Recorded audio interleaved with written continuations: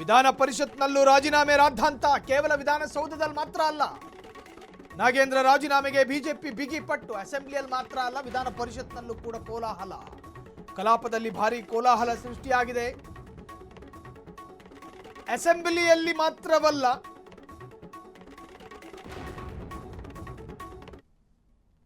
ಅಸೆಂಬ್ಲಿಯಲ್ಲಿ ಮಾತ್ರವಲ್ಲದೆ ಕೌನ್ಸಿಲ್ನಲ್ಲೂ ಕೂಡ ಶುರುವಾಗಿದೆ ಗಲಾಟೆ. ಎಂಎಲ್ಸಿಗಳು ಅಧಿವೇಶನದಲ್ಲಿ ಪಾಲ್ಗೊಂಡಿದ್ರು.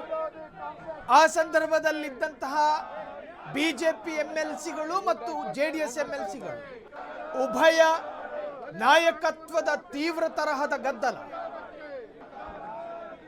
ವಿಧಾನ ಪರಿಷತ್ನಲ್ಲಿ ಕಲಾಪ ಮುಂದೂಡಿಕೆ ಆಗಿದೆಯೋ ಇಲ್ವೋ ಅದ್ರ ಮುಂದಕ್ಕೆ ಅಪ್ಡೇಟ್ಸ್ಗಳು ಬರ್ತಾವೆ. ಆದರೆ ವಿಧಾನಸೌಧದ ಅಧಿವೇಶನ ಮುಂದೂಡಿಕೆ ಆಗಿದೆ ಅನ್ನೋ ಮಾಹಿತಿ ಇದೆ. ಸ್ಪೀಕರ್ ಪಾಪ ಕಂಗಾಲು, ಸ್ಥಾನ ಪಡೆದುಕೊಂಡು ಒಂದೆರಡು ವಾರ ಕಳೆದಿಲ್ಲ ಮನುಷ್ಯ.